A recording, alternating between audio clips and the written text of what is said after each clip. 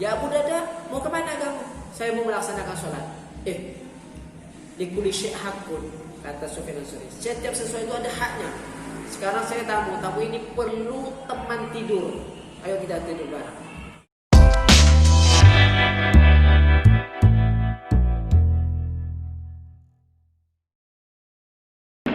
Bismillahirrahmanirrahim. Assalamualaikum warahmatullahi wabarakatuh. Waalaikumsalam warahmatullahi wabarakatuh. Mari kita buka pembelajaran kita, kajian kita ini. Fadhil Qorib Mujib dengan tawassul kepada wali-wali Allah Subhanahu wa taala dan para ulama dengan harapan mudah-mudahan kita mendapatkan berkah dari Allah Subhanahu wa taala. Amin. Mendapatkan ridha dari Allah Subhanahu wa taala. Amin. Allahumma amin. Nastaqil jasam islamana wa ahluna wa aslafuna wa abawna salihun. Allahumma yaghfir niyatina fi niyatihim wa amalana fi a'malihim min khairi dunya wal akhirah ala amriyah wa li kulli niyatin salihah kama nawa salafuna salihun. Al-Fatiha. A'udzu billahi minasyaitonir rajim. Bismillahirrahmanirrahim. Alhamdulillahirabbil alamin Arrahmanir Rahim Maliki yaumiddin. Iyyaka na'budu wa iyyaka nasta'in. Ihdinas siratal mustaqim. Shiratal ladzina an'amta 'alaihim ghairil maghdubi 'alaihim. Amin. Bismillahirrahmanirrahim.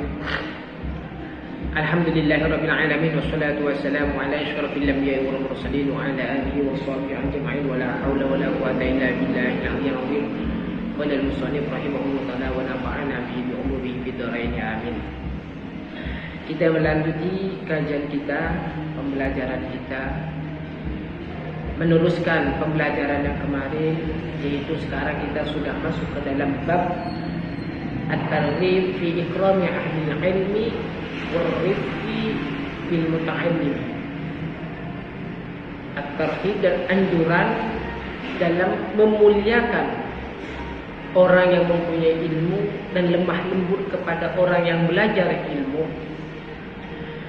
dan menyebarkan nasihat wali ghairihim kepada mereka. Subhanallah. Ini muqaddimah atau judul ini, subhanallah, sangat mulia sekali, sangat bagus sekali. At-targhib yaitu anjuran fi ikrami, memuliakan ulama. Jadi di sini kita memuliakan ulama. Dianjurkan untuk memuliakan ulama.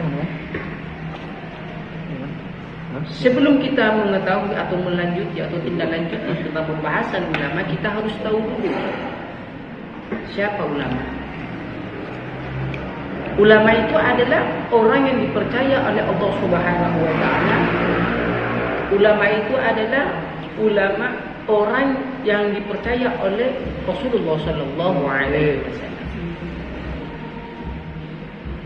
Melewati sabdanya, firman-Nya Allah Subhanahu wa taala dan hadisnya Rasulullah yang dipercaya, itu ulama.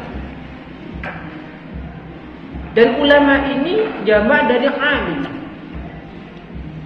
Ma huwal alim? Al-alim wa ya'lamu bi ilmi, yaitu mengerjakan ilmunya untuk diri sendiri dan untuk orang lain. Ini orang alim. Lalu dijamakkan menjadi ulama. Banyak-banyak ulama. Ulama apa saja? Maupun ulama fikih, maupun ulama nahwu, kita memuliakan. Maupun ilmunya tadi sedikit tapi dia mengamalkan ilmunya, juga bisa kita katakan ulama. Yang penting mengamalkan ilmunya. Itulah ulama. Jangan coba-coba untuk melawan ulama. Bahaya melawan ulama. Tidak bisa. Karena ulama ini dijaga oleh Allah Subhanahu wa taala, dijaga oleh Rasulullah, juga dijaga. Sampai-sampai kata Rasulullah, al-ulama'u warasatul anbiya. Kata Rasulullah, ulama itu adalah pewaris para nabi, penerus nabi yang menyebarkan syariat nabi. Apa yang diberikan amanah oleh Allah kepada nabi itu diteruskan oleh para ulama. Subhanallah. Inilah ulama. Dan ulama ini mempunyai keistimewaan. Punya keistimewaan yang sangat besar di sisi Allah Subhanahu wa taala. Kalau di hari kiamat nanti. Tapi jangan lupa kita muliakan ulama. Kita memuliakan orang alim. Tapi kita melupakan guru kita yang mengajarkan kita waktu kecil. Jangan sampai lupa. Karena yang paling berharga adalah guru yang waktu mengajari kita di pertama itu dari alif-alifan. Itu yang sangat berharga sama sekali. Sangat berharga.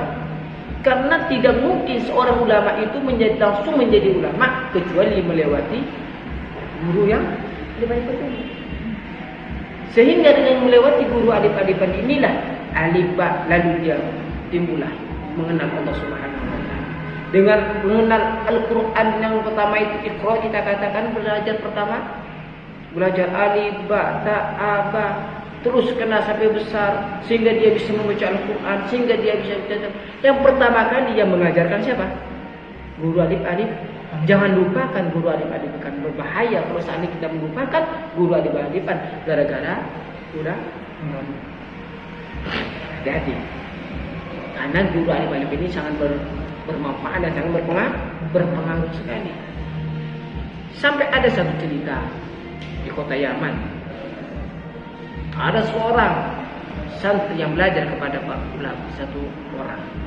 Waktu itu pernah belajar alif-alifan kepada satu orang. Alif, ba, a, ba, ta, ta.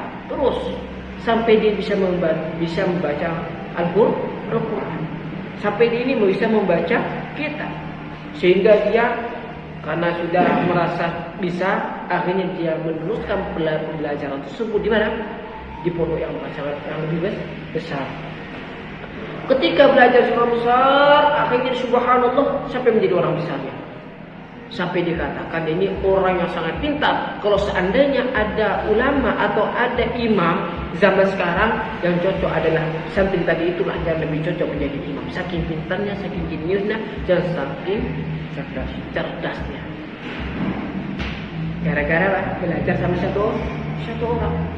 Karena dia merasa bisa, karena dia sudah merasa pintar, akhirnya dia dikenal oleh daerah-daerah pondoknya. Karena ceramahnya enak, karena bahasanya enak, bisa dipahami oleh masyarakat. Pulang ceramah sana sini, keluar tanpa izin sama gurunya. Wah, pulang ke rumahnya.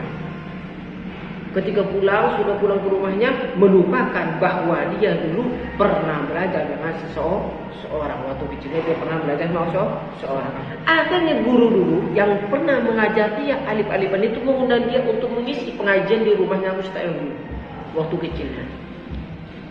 Ketika belajar dipanggil, diundang, karena merasa di tempat guru dulu itu hanya ada apa adanya. Makanya apa adanya, dan mungkin kita bisa katakan itu bahasa kasar itu amplopnya itu tipis lah kita katakan. Bahkan sampai tidak disalami. Sehingga anak tadi, santri tadi yang sukses karena guru yang pertama tadi dia melupakan, dia tidak mau menghadiri undangan Ustaz. Wah, undangan sana sini. Akhirnya apa yang terjadi? Ketika belajar sana sini undangan sana sini, ketika sakit. Dapat berapa bulan, sudah berapa tahun pulang dari pondoknya, sudah kita katakan laris manis sudah. Karena baru pulang dari pondok pesantren. Wah, laris manis dia. Akhirnya suatu hari dia sakit dan tidak ada bisa yang tadi. Wah, sakit dalam. Pergi ke dokter, kata dokter tidak ada penyakitnya. Pulang lagi dia, tapi dia merasakan sakit di anggota badannya. Pergi kepada tabib, sama tidak ada penyakitnya. Sampai pun ke dukun juga. Dia awalnya dia tidak pernah percaya sama dukun, akhirnya dipercaya sama dukun, pergi sama dukun, tidak ada penyakit. Akhirnya dia datang kepada satu orang ulama, yang mana ulama ini minal mukasyifin, yaitu orang yang bisa tembus pandang dalam anggota, bisa melihat. Mukasyifin, ulama syar'i. Ketika datang pada satu ulama ditanya, wahai waliullah, Wahai kiai, kita katakan bahasa kita, wahai kiai, saya ini sakit apa? Dijawab oleh ulama tadi, kami minta konsultasi kepada ulama tadi. Ulamanya menjawab, kamu tidak ada penyakitnya. Terus, kenapa saya kalau semalam itu merasakan sakit? Diri saya ini merasakan sakit. Apa yang menyebabkan diriku ini sakit apa? Saya dipikir-pikir. Lalu kata guru, kata apa? Ulama tadi dikatakan, kamu ini, kenapa kamu sakit? Mungkin kamu dulu ini pernah mempunyai guru dan guru kamu mengundang kamu dan kamu tidak menghadirinya, tidak memenuhi undangannya. Tapi dia mengingkari perkataan ulama tadi. Orang yang kasyif tadi, yang bisa tembus pandang tadi, dia mengingkarinya. Tidak ada. Tersalah kamu, kata ulama tadi.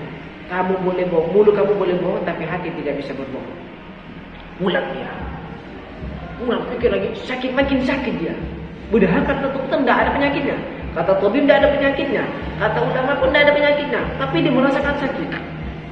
Suatu ketika dia mau sakaratul maut. Bingung dia. Bingung, sakit. Tapi susah untuk dicabut oleh mereka. Masih dimain oleh mereka. Dicabut, dimain oleh mereka. Ketika itu pula ditanya, datang lagi ulama tadi, coba kamu jujur, apakah kamu pernah dulu itu mempunyai guru alif-alifan? Pernahkah kamu belajar Al-Quran dengan seseorang dulu? Baru dia jujur, iya. Kalau seandainya kamu memang punya guru dulu, maka kamu panggil sekarang, minta ridho guru. Ketika itu pula dipanggil gurunya, lalu datang guru yang dulu yang mengajarkan alif-alifan atau Quran kecil, lalu datang dia minta ridho kepada gurunya yang dulu, maka diridhoi, maka ketika itu dia gampang untuk meninggal. Ini jangan main-main. Jangan main-main tentang ulama. Inilah dia. Tentang ulama, ikram ulama. Terus dia memuliakan orang yang belajar. Dan orang belajar. Jadi kita belajar ini kita muliakan, terserah kita. Kita mau apa? Muliakan. Yang penting kita muliakan. Jangan sampai kita memposisikan orang yang belajar tersebut disimpan di posisi yang tidak layak. Jangan.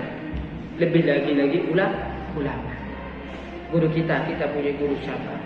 Misalnya guru kita Habib Zulmakhar atau siapa guru yang lain. Siapa saja. Posisikan guru kita itu sebagai guru yang istimewa di sisi kita. Kenapa? Karena tidak ada yang bisa menyelamatkan kita kecuali ulama dan guru-guru kita. Tidak ada yang lain. Dijelaskan di dalam kitab Isyadul Ibad ila Sabda Rasul. Di situ Rasulullah SAW bersabda. Pernah bersabda. Suatu ketika nanti itu antara orang abid dan orang alim. Nanti di hari kiamat nanti akan berdiri orang alim dan orang abid dan alim. Siapa abid? Abid itu orang yang ahli ibadah. Abid itu adalah orang yang ahli ibadah. Jepang. Paginya, sholat duhurnya dijaga, sholat asarnya dijaga, sholat maghribnya dijaga, sholat isyanya dijaga 5 waktu. Sunnahnya dijaga. Tapi dengan ibadah tadi itu untuk diri sendiri, bukan untuk orang. Itulah bedanya abid dengan orang alim. Itu untuk diri sendiri, selamanya untuk diri sendiri, bukan untuk keluarganya. Itu abid. Kalau ada orang abid, bisa ada satu orang tua itu ahli ibadah, dia yang masuk surga, istrinya tidak masuk surga, sendiri-sendiri. Makanya ketika itu nanti dikumpulkan seorang manusia nanti di akhir kiamat nanti, seperti yang difirmankan oleh Allah Subhanahu Wa Taala di dalam di dalam Al-Quran, fa idza ja'a as-sakha yauma yanfuru min akhi wa ummi wa abi wa sahibati bi kulli rimin insyaallah ya huni. Karena hari kiamat nanti itu akan dikumpulkan di pada mahsyar oleh Allah Subhanahu wa taala. Dikumpulkan menjadi satu tempat yang mana nanti masing-masing manusia akan dipinta pertanggungjawaban sibuk semuanya. Kecuali amal lah yang akan menyelamatkan dia. Yang kedua syafaatnya Rasulullah SAW. Orang abid ini dia menyembah Allah, beribadah kepada Allah, tapi dia ini ibadahnya itu untuk diri sendiri, bukan untuk anaknya, bukan untuk istrinya, bukan. Beda dengan orang alim. Kalau orang alim ini apa? Sudah dia ini beribadah kepada Allah, menjaga sholat 5 waktunya dan sunnah-sunnahnya dan menyebarkan ilmu. Ini orang alim. Bedanya orang alim dengan orang sama-sama ahli ibadah, cuma bedanya kalau orang alim ini menyebarkan ilmunya. Nanti di hari kiamat kata Rasulullah sallallahu alaihi wasallam, ini antara dua ini berdiri. Ketika itu digiring oleh malaikat. Kata Allah Subhanahu wa taala, "Ya ibadi udkhulil jannah." Wahai hambaku, masuklah kalian ke surgaku. Masuk orang amin. Masuk. Tanpa dijegat oleh malaikat, tanpa dihadang oleh malaikat. Malah dipersilakan oleh malaikat. Malaikat siapa yang menjaga surga? Malaikat Ridwan. Silakan masuk. Tapi ketika itu orang alim mau masuk surganya Allah Subhanahu wa taala. Wahai alim, kamu sekarang waktunya kamu sekarang masuk ke dalam surganya Allah Subhanahu wa taala. Masuk orang alim.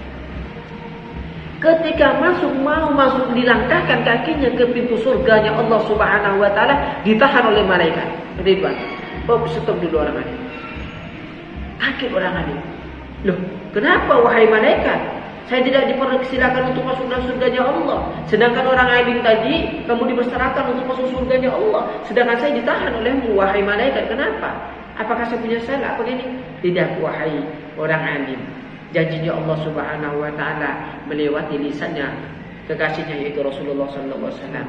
Kata Rasulullah, apabila ada orang alim itu mau masuk surga, suruh tahan dulu.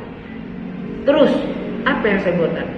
Rasulullah memberikan keringanan kepadamu. Allah telah memberikan kesempatan untukmu memberi syafaat kepada keluarga-keluargamu dan pengikutmu. Beri doa orang alim tersebut.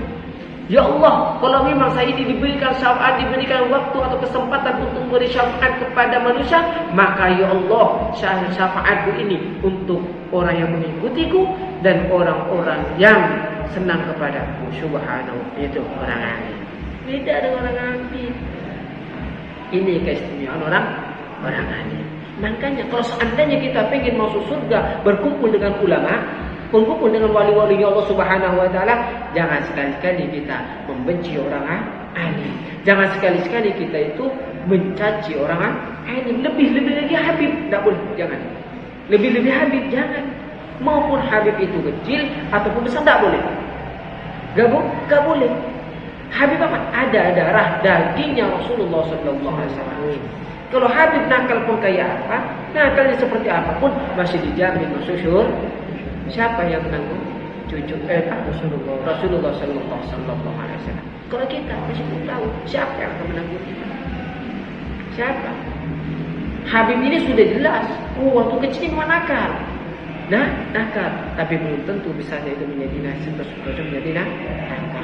Akan bisa berubah kepada Allah Subhanahu wa taala. Makanya seorang kiai tidak mungkin jadi habib. Kalau habib sudah jelas habib. Oke, kita bahas tentang alim, orang alim ini. Jadi tentang orang alim ini kita harus menghormati orang alim. Lalu kita menghormati orang yang punya ilmu. Lalu kita menasihati. Apabila kita mempunyai ilmu sedikit, tapi kita bisa menasihati orang, nasihati. Selama orang tersebut bisa berubah ke jalan Allah Subhanahu wa taala, kita nasihati. Nasihati. Jangan sampai kita bosan. Wali ghaihim dan semua manusia yang untuk kembali kepada jalannya Allah Subhanahu wa taala. Allah Subhanahu wa taala berfirman di dalam ayat Al-Qur'annya, "Dzalika wa may yu'azzim sya'airallahi fa innaha min taqwal qulub."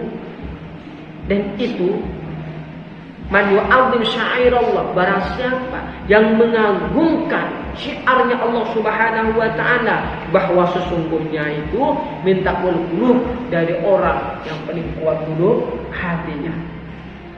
Apa syiarnya Allah Subhanahu wa taala? Apa syiarnya Allah Subhanahu wa taala? Banyak syiarnya Allah Subhanahu wa taala. Akhlak juga syiarnya. Syiar juga. Terus apa lagi? Misalnya azan, syiar juga. Kalau kita beribadah kepada Allah Subhanahu wa taala, jangan melihat orang lain. Kita sholat, jangan melihat orang lain. Kalau seandainya kita melihat orang lain, tidak selesai masalah kita. Tidak selesai. Maka kita harus dekat kepada Allah Subhanahu wa taala walaupun orang itu mengatakan bagaimana, yang penting kita beribadah kepada Allah Subhanahu wa taala. Kita sebarkan syiarnya Allah Subhanahu wa taala. Seperti yang tadi ayat Al-Qur'an yang dibaca baru tadi itu baca, barang siapa yang mengagungkan syiarnya Allah, menyebarkan syiarnya Allah Subhanahu wa taala, itulah mutaqil qulub. Hatinya kuat pastinya. Ayo kita kuatkan iman kita dengan banyak beribadah kepada Allah Subhanahu wa taala. Kita mengagungkan ulama, juga minta kulkum juga sama. Ulama itu menyebarkan syiarnya Allah Subhanahu wa taala, menyebarkan syiarnya Allah Subhanahu wa taala. Salah satunya kita dukung. Jangan kita caci, jangan kita cemooh, dan jangan sampai kita itu benci. Kenapa? Karena beliau-beliau itulah yang menyebarkan syiar-syiar Allah Subhanahu wa taala. Kalau sudah kita mendukungnya syiarnya Allah Subhanahu wa taala, kalau seandainya kita mendukung perjalanannya syiarnya yang menuju kepada Allah Subhanahu wa taala, maka kita digolongkan dengan para ulama tadi. Ulama yang mau menjalankan syariatnya Allah Subhanahu wa taala. Ini kita harus jaga, posisikan di mana letaknya Allah Subhanahu, di mana posisi ulama kita letakkan. Seperti suatu kisah ada diceritakan, yaitu Sayyidah Aisyah ketika itu waktu di rumahnya ada seseorang yang pergi ke rumah Sayyidah Aisyah. Orang pengemis datang ke rumah Sayyidah Aisyah. Assalamualaikum warahmatullahi, minta sesuatu kepada Sayyidah Aisyah. Ketika minta sesuatu diberi oleh Sayyidah Aisyah, lalu lari. Ketika lari, ketika sudah pergi, datang lagi. Dalam berapa jam datang seseorang yang pakaiannya bagus, subhanallah, pakai songkok, pakai songkok, pakai sarung, pakai takwa. Assalamualaikum warahmatullahi wabarakatuh. Dilihat oleh Sayyidah Aisyah, disuruh masuk oleh Sayyidah Aisyah. Disuruh masuk. Makan. Akhirnya sudah makan, pulang tamu tadi. Lalu ada satu sahabat bertanya kepada Sayyidah Aisyah, Ya Sayyidah Aisyah, saya ingin bertanya kepadamu, kenapa kamu ini membedakan antara dua tamu? Tamu yang pertama kamu hanya diberi lalu pergi, tidak dipersilakan masuk. Tamu yang kedua, kamu ini mempersilakan masuk dan memberi makanan dan menjamu orang tersebut. Lalu menjawab Sayyidah Aisyah, saya memposisikan orang tersebut kepada tempatnya. Anduzilan nasa manazilahum, kata Sayyidah Aisyah. Saya ini memposisikan pada tempatnya orang tadi itu. Di bawah hanya minta saya kasih, karena dia minta sesuatu. Orang tadi mau bertamu kepada saya suruh masuk saja. Inilah dia yang diajarkan oleh Sayyidah Aisyah. Maksudnya apa? Maksudnya posisi kita ini kita bedakan. Mana yang ahli, mana yang ulama, mana yang santri, mana yang ini. Kita bedakan. Semuanya kita bedakan. Mana yang haknya Allah Subhanahu wa taala, mana haknya manusia, mana haknya keluarga, mana haknya teman, kita bedakan. Bedakan. Jangan sampai kita mencampur aduk. Kita bedakan. Oh, ulama ini loh, ayo kita muliakan ulama ini. Oh, ini kiai dong, ayo kita muliakan kiai ini. Ini siapa? Oh, ini kawan, ayo kawan. Ini siapa? Oh, ini Ustaz, Masya Allah, Ustaz ini, ayo cepat. Kita bedakan sesuai porsinya, sesuai tempatnya. Jangan sampai kita mencampur aduk. Kalau sudah mencampur aduk, oh ya Ustaz biasa. Jangan sampai kita melihat seseorang bi'ainil ihtiqar. Apa bi'ainil ihtiqar? Melihat seseorang dengan mata meremehkan. Jangan sampai. Kenapa? Karena hati tidak bisa berubah. Makanya nyanyian itu adalah anak hati. Apabila Allah Subhanahu wa taala mengecap dalam hati kita itu seseorang yang merendah dari kita, jangan sampai kita bisa merendahkan seseorang mau belum lisan atau keluar hati, jangan. Kalau bisa jangan. Tahan. Kenapa? Karena Allah Subhanahu wa taala akan membalasnya. Bos. Dijamu oleh saudara kita, bisa ini makan. Oh, saya puasa, jangan. Jangan ditolak. Ketika itu ada seorang sahabat yang namanya itu Sufyan Al-Ansari. Seorang sahabat Rasulullah SAW bertamu kepada Imam sahabat Abu Darda. Sufyan Al-Ansari ini, Abu Sufyan Al-Ansari ini bertamu ke rumah Abu Darda. Ketika bertemu, Assalamualaikum, Waalaikumsalam warahmatullahi wabarakatuh. Dilihat. Siapa? Imam Al-Ansari. Oh, Sufyan Al-Ansari. Oh, masuk. Ketika masuk dijamu oleh Abu Darda. Wah, silakan dijamu. Dikasih makanan, Masya Allah, kambingnya, semuanya dimakan. Ada gulai, ada sate, semuanya dijamu dengan indah, yang sangat bagus jamuannya. Ketika dijamu, akan dipersilakan oleh Imam Abu Darda. Silakan makan, wahai Imam Sauri. Ketika mau makan, masak nasi, akhirnya melihat Abu Darda tak makan. Ayo makan. Kata Imam Sauri, ayo makan kita bareng-bareng. Kata Imam Abu Darda, enggak, saya tidak bisa makan sekarang. Karena posisi saya sekarang lagi puasa. Lalu Imam Sauri mengatakan, Sufyan Al-Ansari mengatakan, kalau kamu tidak makan, tuan rumah tidak makan, saya tidak makan. Karena kata Sufyan Al-Ansari, kalau kamu tidak makan, wahai Abu Darda, saya juga tidak makan. Kata Abu Darda apa? Kata Abu Darda, saya lagi puasa sekarang. Padahal beliau ini tak pernah absen. Waktu puasa tak pernah absen. Senin Kamisnya dijaga, sunnah-sunnahnya dijaga, ibadahnya dijaga. Tapi ketika ketika ada tamu, dia tidak mau menemani tamu makan, mana dia mengatakan saya puasa. Dipaksa oleh saya tidak mau makan. Kalau kamu tidak makan, saya tidak makan. Lalu makan di mana? Wah, kata makan, sudah makan menemani. Otomatis kalau dia makan berarti puasanya batal. Sudah makan, akhirnya berhenti lagi. Akhirnya nginap. Sufyan Al-Ansari itu nginap di rumahnya. Ketika nginap tidur malam.